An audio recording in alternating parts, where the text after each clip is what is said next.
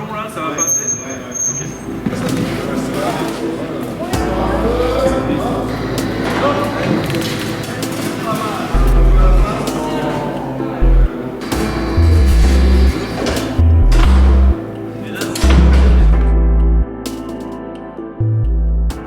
Hier, il y avait un autre spectacle ici, probablement un spectacle de théâtre ou de danse, donc il a fallu déjà enlever tout ce qu'il y avait hier.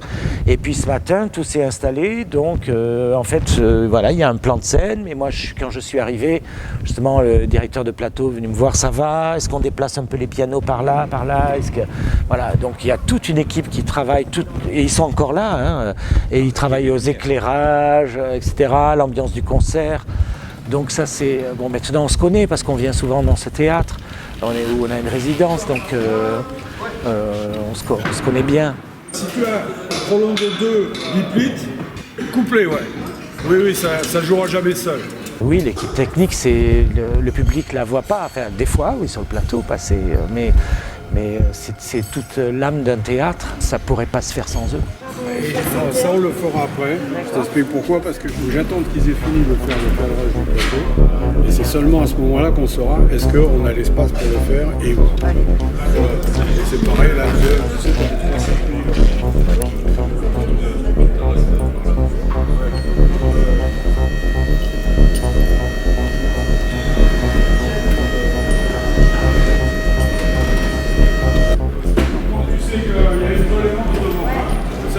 on est tranquille. Par contre, là, je sors un peu mal, c'est ce que j'allais dire. Je sors la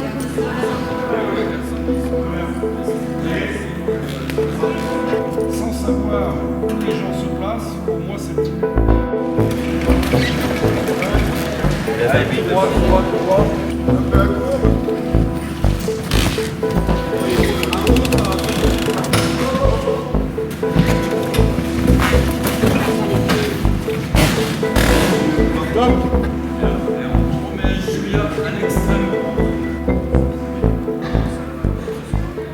Alors on pourrait croire que c'est uniquement décoratif pour mettre les jolis éclairages dessus, mais en fait le fait d'avoir du bois juste derrière nous, on aurait tendance à se dire on parle vers là, le son part que vers là, mais non, c'est pas vrai, il part partout, donc il vient cogner contre le bois et repartir dans la salle. Donc ça aide à donner une acoustique un peu plus ronde, voilà. L'harmonium il va être là, donc ici tu vas arriver avec ton Pratos. Au point de la con. Ça fait combien la largeur du conque? Collés, ils font. On a compté 5,50 du mitard ici. 2,75. Donc en gros, on en a 3 là.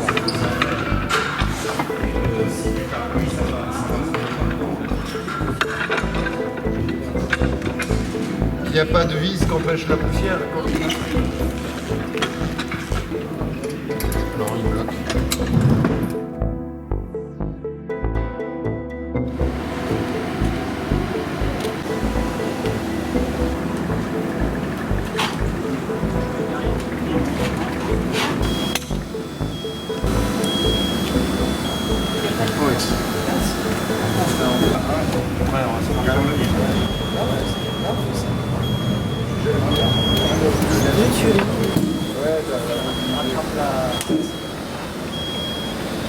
Avec des turbopropulseurs là.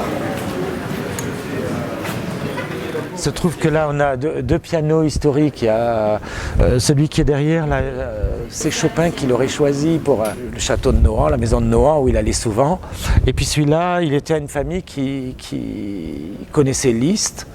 Et donc qui recevait Liszt à Bordeaux, donc on suppose qu'il a joué sur ce piano. Bon, Liszt et Chopin étant, je le dis pour les enfants qui les écouteraient, deux très grands pianistes et compositeurs de musique du 19e siècle.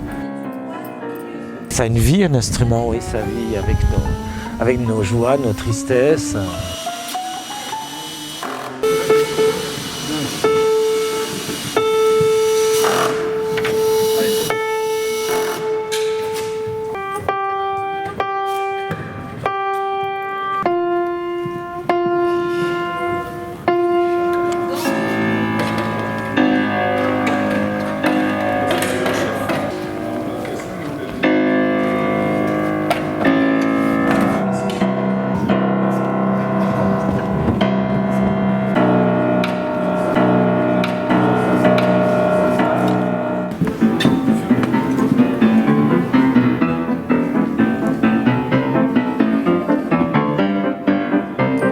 résidence, c'est quand on a un partenariat, notre ensemble par exemple, les éléments, on est en résidence à Audisud, ça veut dire qu'on a un partenariat avec Audisud plus fort qu'avec d'autres salles. D'abord, on y vient plusieurs fois dans l'année. Ensuite, Audisud nous soutient, même dans nos exportations de concerts quand on va tourner. Ils font ce qu'on appelle de la coproduction. Et puis aussi, par exemple, nos contacts avec les scolaires, comme on est ici plus souvent, on a bâti quelque chose de plus spécifique avec Blagnac ou les villes alentours. Voilà, pour tout ce qui est de la pédagogie et des rencontres avec les scolaires. Je trouve que c'est bien parce que d'abord ça permet aux enfants des écoles, aux adolescents quand c'est un collège, de venir nous voir en situation de notre travail finalement. Et puis c'est peut-être plus intéressant encore que d'aller au concert parce qu'on s'arrête, on reprend. Donc ils voient un peu les coulisses en fait de la préparation en fait. Voilà, comme dans un orchestre finalement, on a des violons qui jouent l'aigu, des contrebasses qui jouent le grave. Après, nous, il y a certains chanteurs, même moi ça m'est arrivé, mais aussi des chanteurs de l'ensemble qui vont dans des classes et qui vont travailler avec eux, pas ce qu'on est en train de faire, mais autre chose, des fois à 2 voix, des fois à 3 voix, des fois à 1, des fois à plus.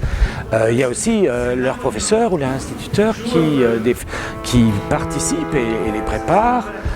Qui leur parle de ce qu'on fait. Après, évidemment, tout le monde ne peut pas avoir la même approche, mais il y a parmi les enfants qu'on peut rencontrer des fois, des enfants qui chantent dans des chœurs d'enfants, donc ils connaissent.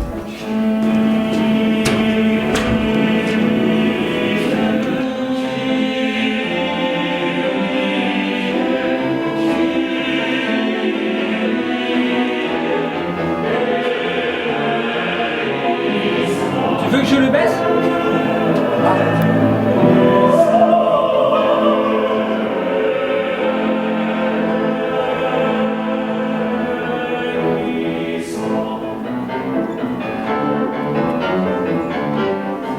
Je suis chef de chœur, chef d'orchestre, ça dépend des fois. C'est comme un professeur dans une école finalement, on a en face de soi beaucoup de monde. Alors, ils ne sont pas forcément en train d'apprendre, mais oui, en effet, on gère un groupe en fait. Il faut monter un peu plus dans les crescendo.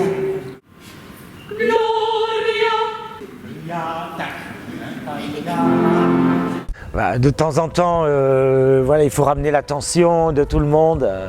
Voilà, mais ils sont plutôt bien concentrés. Tu me dis si c'est bien que je sois là. Mais pour moi, c'est pareil que je sois là ou là-bas. Ah, alors autant que je sois là, comme ça au moins j'ai une connexion. Mais par contre, pas là, comme ça, t'es pas devant la Oui, tout à fait. Faites-le. Oui, mais pas c'est bien. Parfait. Il y a des fois où on est en première répétition, on dit beaucoup de choses et on cherche beaucoup. Là, on est juste avant un concert, donc on redit des choses plutôt par rapport à la salle, parce qu'on a répété ou donné le concert dans d'autres salles. Donc là, on arrive dans un nouveau lieu, on s'adapte, on voit comment ça sonne, est-ce qu'il faut chanter un peu plus, un peu moins, un peu plus de piano, un peu moins de voix. Voilà, on fait un équilibre en fait. C'est pour ça que vous vous promenez dans la salle. Oui, je vais écouter dans la salle comment ça sonne, parce que voilà, la semaine dernière, on était dans un autre théâtre qui sonnait pas du tout pareil. Donc ça veut dire qu'on ne doit pas jouer ni chanter pareil, nous non plus.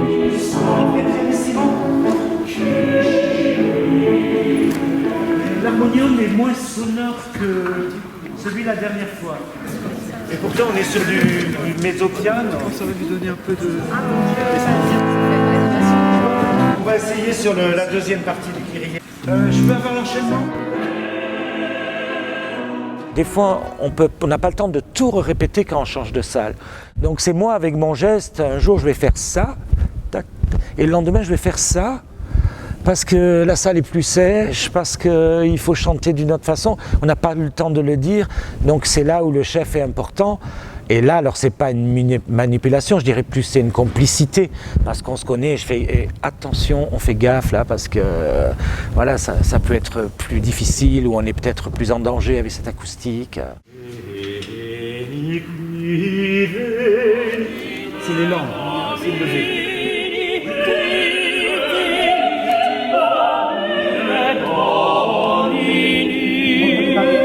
pas tout à fait juste. Je peux avoir la cadence du cœur, nominé Domini, 41. Cadence du cœur, merci. Réactif, merci. Mais des fois, c'est pour donner une énergie en disant « Ouais, vous avez compris, là, il faut que ça swing ou il faut que ça aille. Donc, après en concert, ça peut m'arriver, mais on se contrôle tous un peu plus.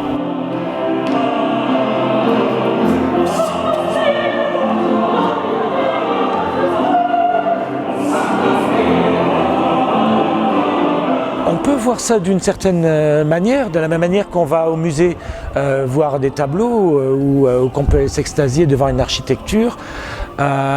Jouer la musique du passé, quelque part, c'est et faire le musée, mais c'est aussi la rendre vivante, puisque nous, on l'interprète, donc c'est un peu des deux. C'est pour ça aussi que j'aime faire des œuvres des compositeurs d'aujourd'hui, et que je fais souvent des créations de compositeurs d'aujourd'hui, parce qu'on a envie de vivre aussi avec la musique de notre temps.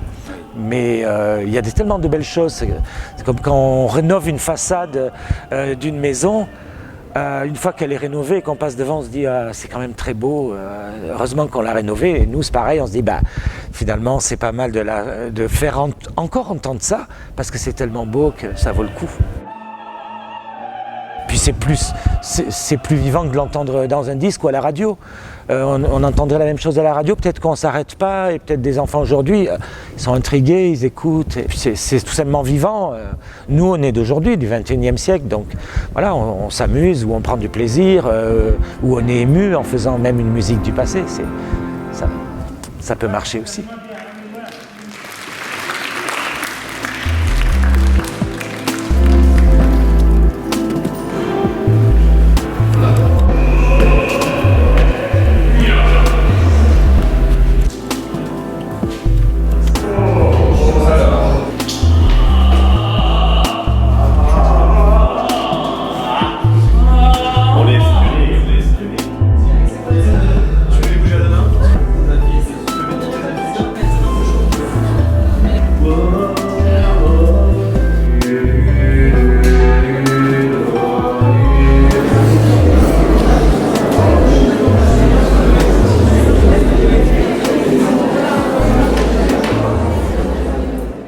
À quelle heure la pression va-t-elle monter?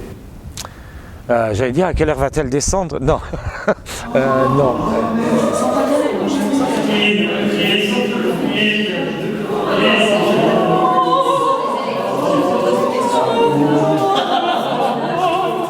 Elle va monter, allez, la petite demi-heure avant le concert, là, c'est toujours un moment de concentration. Il y a le moment où on s'habille, quoi, où on change de tenue, là déjà c'est autre chose. Et puis il y a les 10 dernières minutes, là, quand on dit bon, on attend qu'on nous appelle, quoi, en fait. Le petit, mesdames et messieurs en scène qu'on entend en coulisses, là, voilà.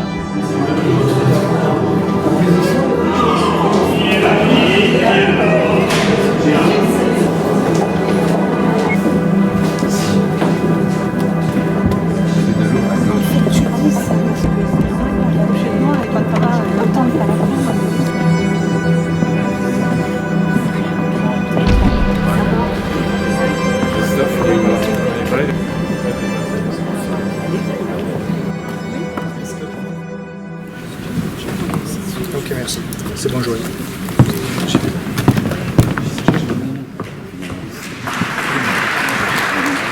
Voilà, et là c'est parti, il faut être concentré.